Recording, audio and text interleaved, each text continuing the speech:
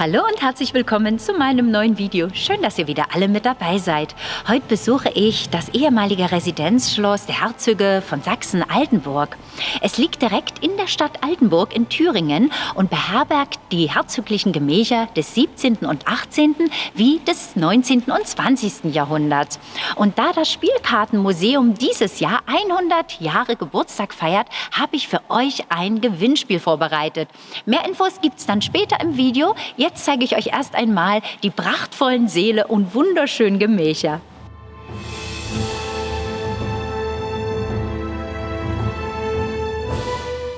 Das Altenburger Schloss geht auf eine slawische Wallburg aus dem Jahr 800 nach Christus zurück.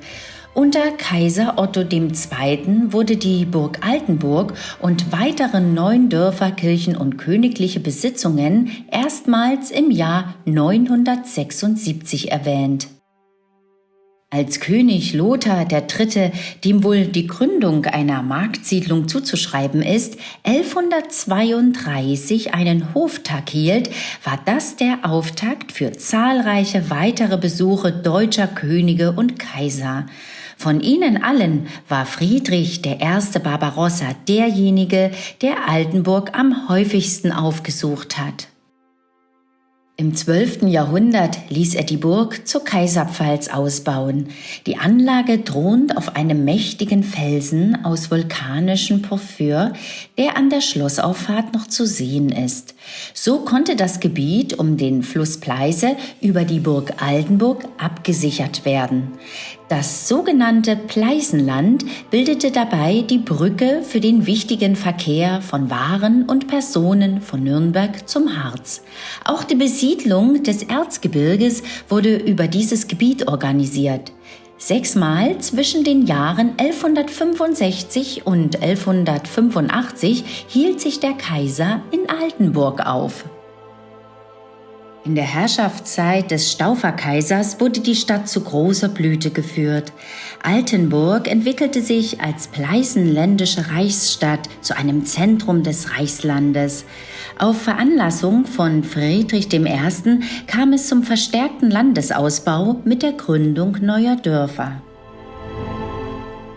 Auf Barbarossas Wirken sind das 1172 eingeweihte Augustiner Chorherrenstift, von dem heute noch die roten Spitzen zeugen, das 1181 errichtete Hospital, die Anlage des großen Teiches und eine bedeutende Erweiterung des Stadtgebietes zurückzuführen. Die damit geschaffene Stadtanlage konnte sich über Jahrhunderte hinweg nahezu unverändert erhalten. Mit der Festigung Altenburgs als kaiserliche Pfalzstadt und mit der Durchsetzung der Reichsgewalt erfolgte allmählich die Eindeutschung der slawischen Bevölkerung und deren Christianisierung. Im Jahr 1180 belehnte Kaiser Friedrich Barbarossa auf der Altenburger Kaiserpfalz den Pfalzgraf Otto von Wittelsbach mit dem Herzogtum Bayern. Zur Sicherung und Verwaltung des königlichen Gutes in und um die Kaiserpfalz waren zwischen 1147 und 1329 die Burggrafen von Altenburg eingesetzt. Im Ergebnis der Schlacht bei Lucca nahe Altenburg im Jahr 1307 gelangte das Altenburger Territorium und die Burg in ventinischen Besitz. Altenburg gehörte zunächst zur Markgrafschaft Meißen und wurde ab 1423 Teil des Kurfürstentums Sachsen. Die Stadt wurde so zu einer bevorzugten Residenz der Wettiner.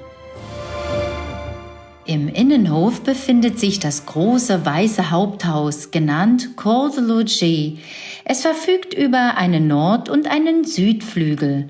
Der barocke Residenzbau entstand in den Jahren ab 1706 unter Herzog Friedrich II. Sowie unter Herzog Friedrich III. Baumeister der Wohnräume des Herzogs war Gottfried Samuel Vater. Im 16. Jahrhundert wurde Schloss Altenburg dem Zeitgeist entsprechend im Renaissance-Stil umgebaut. Daraufhin entwickelte sich das bekannte Herzogtum Sachsen-Altenburg. die sogenannte Altenburger Linie. Seine Blüte erreichte das Herzogtum in der Ära von Friedrich Wilhelm II. Leider verstarben Wilhelm II. Sowie dessen Sohn Wilhelm III. Im Jahr 1672, so dass die Altenburger Linie ausstarb. Das Herzogtum wurde daraufhin zwischen den Häusern Sachsen-Gotha und Sachsen-Weimar aufgeteilt.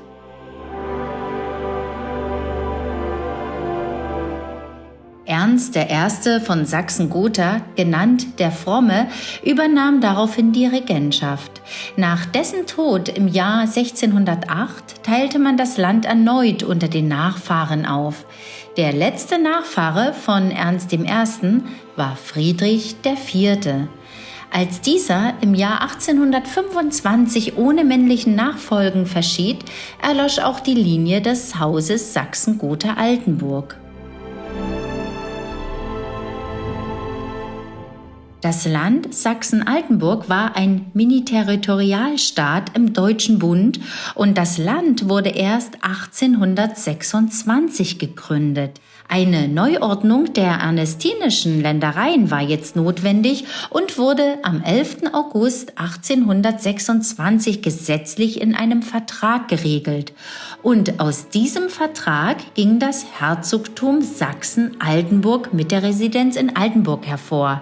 Im Prinzip war dies eine Neugründung, denn Sachsen-Altenburg gab es ja bereits schon vorher einmal von 1603 bis 1672.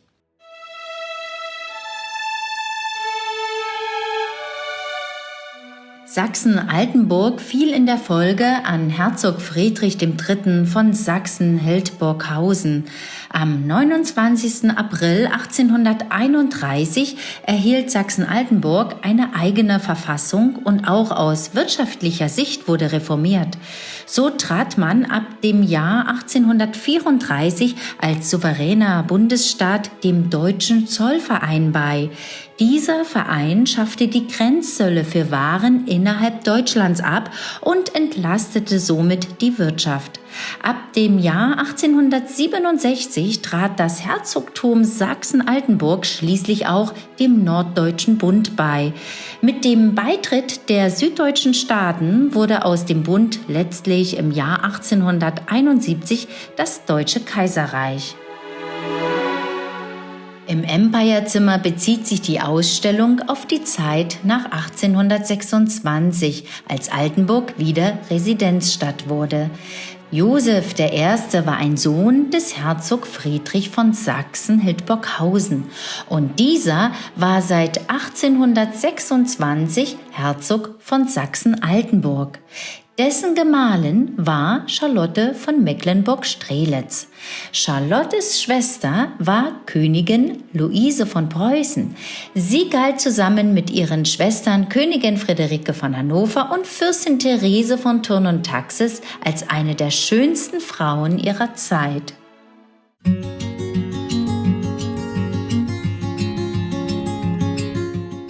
Jetzt neu im Shop das Goldene Palais von Natascha Solomons und Rittertum von Josef Fleckenstein. Mehr Infos findest du unter Shopbücher vorgestellt.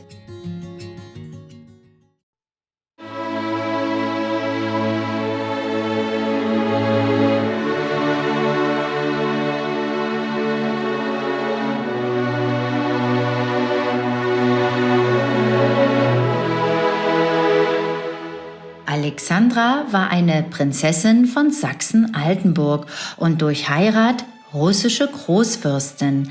Alexandra war die jüngste der 4 Töchter des Herzogs Josef von Sachsen-Altenburg. Gemeinsam mit ihren Schwestern Marie, Therese und Elisabeth wurde sie durch Karl Ludwig Nietzsche ausgebildet.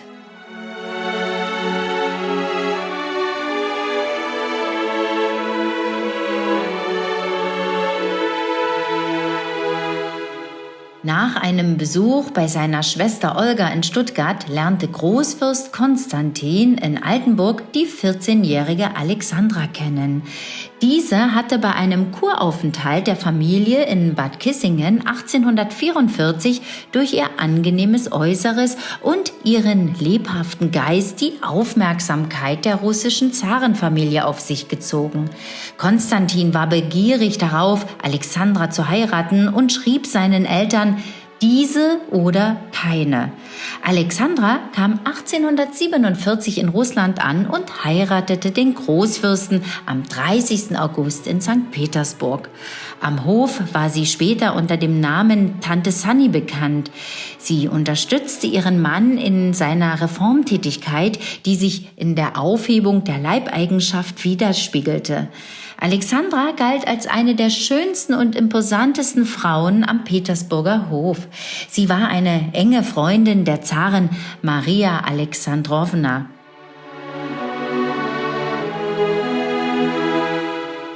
Alexandra war eine begabte Musikerin und komponierte Märsche. Johann Strauss widmete ihr unter anderem den Großfürstin Alexandra Walzer. Als sich später ihr Mann einer Ballerina zuwandte, blieb sie ihm trotzdem verbunden. Im Jahr 1870 versuchte ihr ältester Sohn gemeinsam mit seiner amerikanischen Geliebten ihre Diamanten zu stehlen, die ihr Zar Nikolaus I. geschenkt hatte. Er wurde verbannt und als nicht zurechnungsfähig erklärt. Dann, 9 Jahre später, starb ihr jüngster Sohn an Tuberkulose. Nach dem Tod ihres Mannes war sie unter anderem Erbin des Konstantin-Palasts in Strelna. Im Alter schwer erkrankt und fast erblindet, lebte sie zurückgezogen, teils im St. Petersburger Marmorpalast, teils in Wiesbaden. Alexandra ist an der Seite ihres Mannes in der Peter-Pauls-Kathedrale bestattet.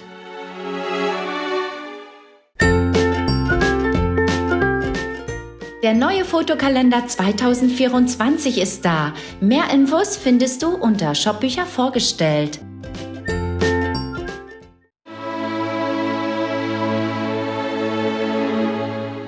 Die Raumflucht in den Gemächern des 19. und 20. Jahrhunderts beginnt im Empire-Zimmer.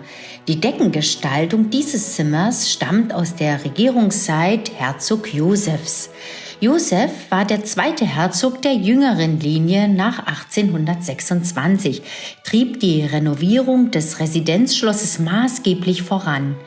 Die 4 Ecken der Decke zieren jeweils das altenburgische und das württembergische Wappen. Das württembergische Wappen ist Herzogin Amalie geschuldet, Herzog Josefs Ehegattin, denn sie war eine Tochter Herzog Ludwigs von Württemberg. Vom Empire-Zimmer gelangen wir in das Jagdzimmer.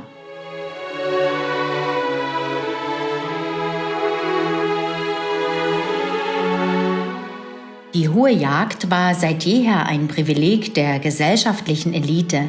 Im höfischen Alltag diente es ebenso der Zerstreuung wie der glanzvollen Repräsentation. Vom Herren bis zum Knecht hatte jeder seine festgeschriebene Rolle. Als Jagdtreiber, Jagdgehilfe, Jagdmeister bis zu den herrschaftlichen Schützen, die schließlich dem Wild das Garaus machten. Die Hofdamen spendeten dabei als Zuschauerinnen Applaus.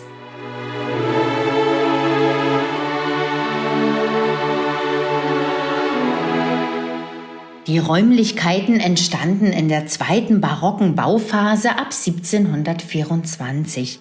Die Räume waren für Herzog Friedrich III. Und seiner Gattin konzipiert. In barocker Zeit waren die Räumlichkeiten mit Stofftapeten ausgestattet. Im Zuge der Völkerschlacht bei Leipzig 1813 wurden alle Räume des Altenburger Schlosses als Lazarett genutzt.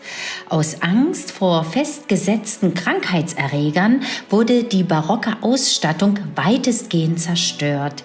Die schrittweise Neuausstattung des Schlosses ab 1824 bezog sich zunächst nur auf die 2. Etage.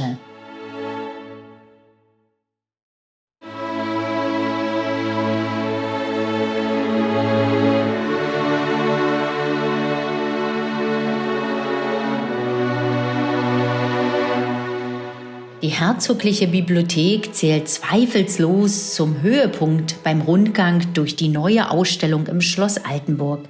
Sie wurde erst 1908 im Stil der Neorenaissance eingerichtet und gehört neben dem Festsaal und dem Kirchensaal mit Sicherheit zu den schönsten neuzeitlichen Raumschöpfungen im Schloss Altenburg. Die Holzverkleidung in der Bibliothek ist umlaufend und wird an keiner Stelle im Raum unterbrochen. Das dunkel gebeizte Eichenholz gibt dem Raum einen intimen Charakter. Eigentlich hätte man kein Problem damit, den ganzen Tag in diesem Raum beim Studium der Literatur zu verbringen.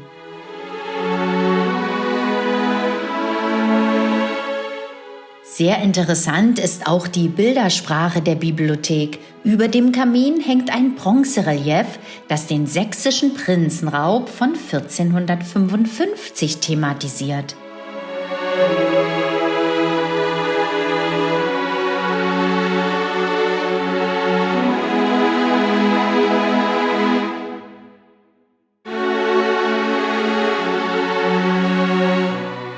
Weiterhin symbolisieren die beiden Giebeln über der nördlichen und südlichen Eingangstür die Welt des Buches. Eine weibliche Figur steht für die unterhaltsame Belletristik, eine männliche für die bildende Fachliteratur.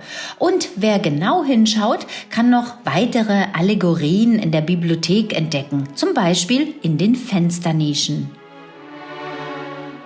Das Einbaumöbel der herzoglichen Bibliothek stammt von 1908. Gesimse, Profile und Pilaster am Möbel entsprechen der Neorenaissance. Die Entwürfe, auch des Kamins, sind aus der Feder des Altenburger Hofbaurats Theodor Hoppe. Teils raffinierte Jugendstilelemente ergänzen die Gestaltung.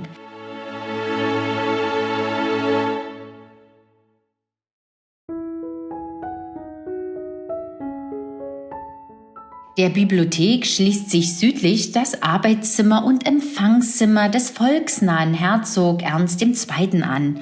Einige Einrichtungsgegenstände wie das Sofa wurden mit Unterstützung des Altenburger Schlossvereins eigens für die neue Ausstellung restauriert und sind hier erstmals wieder ausgestellt.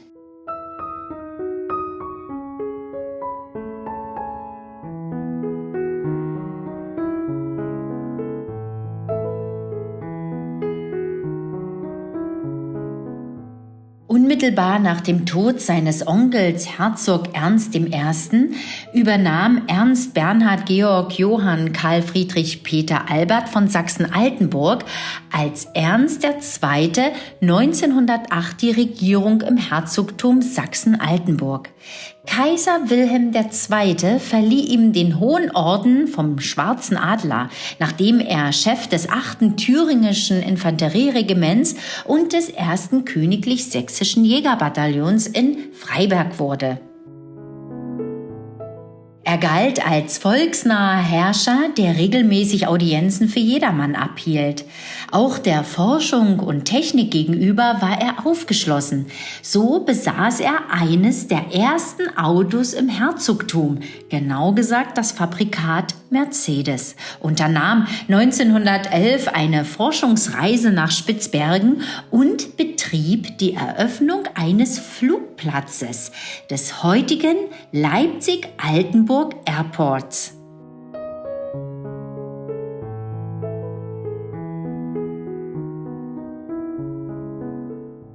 Noch im Oktober 1918, als sich die Niederlage Deutschlands im Ersten Weltkrieg und der Zusammenbruch der Monarchie bereits abzuzeichnen begann, zögerte Ernst II., ein reformiertes Wahlrecht für das Herzogtum anzunehmen.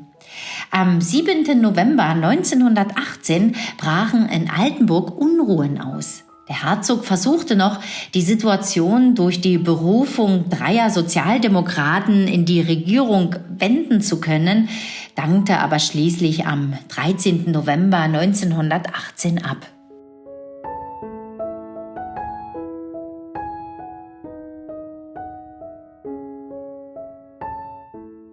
Ernst II. Lebte ab 1922 unter dem Namen Ernst Freiherr von Rieseneck, auch Baron von Rieseneck, auf Schloss Fröhliche Wiederkunft in Trockenborn-Wolfersdorf bei Kahla, nachdem er seine Wohnung in Berlin, die Villa im Grunewald, aufgegeben hatte. Bereits ab April 1919 hörte er Vorlesungen in Physik, Meereskunde und Philosophie an der Berliner Universität.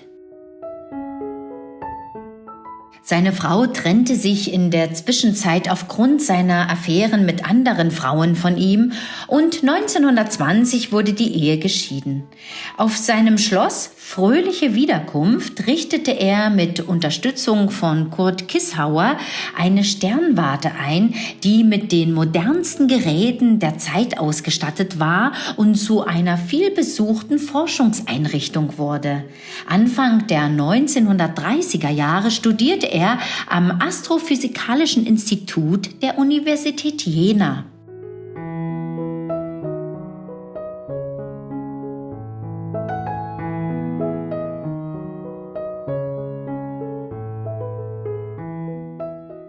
Das Skatspiel wurde ja hier in Altenburg erfunden und das Spielkartenmuseum feiert dieses Jahr 100 Jahre Geburtstag. Deshalb gibt es jetzt ein Gewinnspiel für euch, eine limitierte Auflage eines Skatspiels. Was müsst ihr machen? Einfach einen netten Kommentar und das Video schreiben und schon seid ihr mit dabei. Viel Spaß und viel Glück! Der neue Fotokalender 2024 ist da. Mehr Infos findest du unter Shopbücher vorgestellt.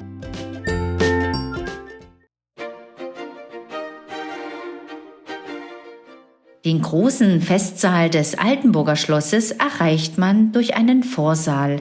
Stuckmarmor an den Wänden und reiche Stuckierungen an der Decke tragen sehr zum repräsentativen Erscheinungsbild dieses Vorsaales bei.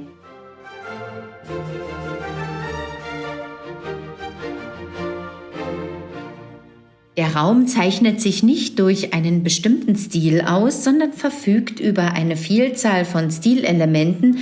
In diesem Fall sind besonders neoklassizistische Züge sowie auch Renaissance-Elemente vorherrschend. Interessant ist auch der Entwurf des Deckengemäldes, welches hier in kleiner Form dargestellt ist.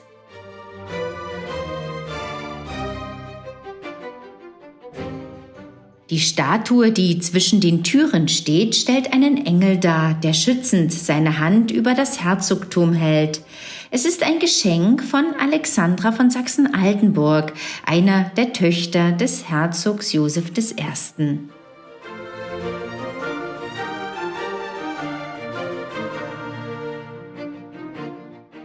Auf dem Gemälde sieht man Kaiser Friedrich I. Barbarossa, wie er Pfalzgraf Otto von Wittelsbach mit dem Herzogtum Bayern belehnt. Das Bild malte Gustav Goldberg 1868. Die Belehnung fand in Altenburg statt. Der große Festsaal des Altenburger Schlosses wurde in seiner Anlage und jetzigen Größe bereits im Barock konzipiert und in den Jahren 1730 bis 34 ausgeführt. Ein Großbrand vernichtete 1864 die gesamte Einrichtung. Der Wiederaufbau und die Neuausstattung des Saales wurden in Anlehnung an die barocke Raumaufteilung vorgenommen.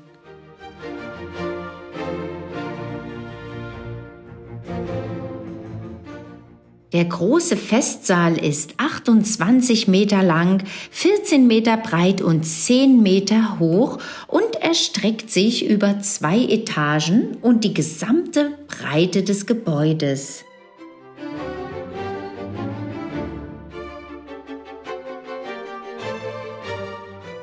Oberhalb der Fenster auf der Galerie befinden sich in halbkreisförmigen Bögen Freskomalereien. Nach dem einzigen aus der Antike überlieferten Märchen von Apuleius sind hier die Abenteuer von Amor und Psyche dargestellt. Im großen Deckengemälde ist die Hochzeit von Amor und Psyche vor Augen geführt.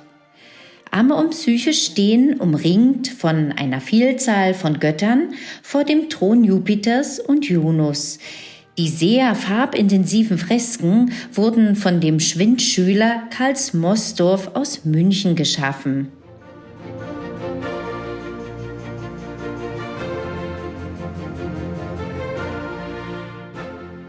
Der Festsaal gilt als glanzvolles und in seiner Größe einmaliges Beispiel eines Gesamtkunstwerks des Historismus. Ausgewogene Maßverhältnisse und das Zusammenspiel der verschiedenen edlen Materialien lassen unter Ausnutzung des sich im Tagesverlauf ständig ändernden Lichteinfalls einen äußerst repräsentativen Raum entstehen.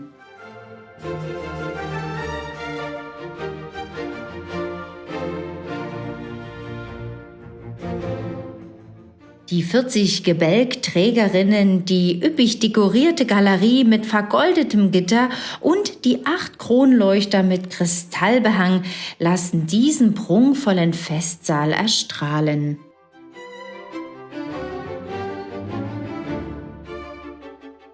Der Festsaal wurde ursprünglich mit einer Heizluftheizung ausgestattet. In der heutigen Nutzung für Konzerte oder Festveranstaltungen wird er allerdings nicht mehr beheizt.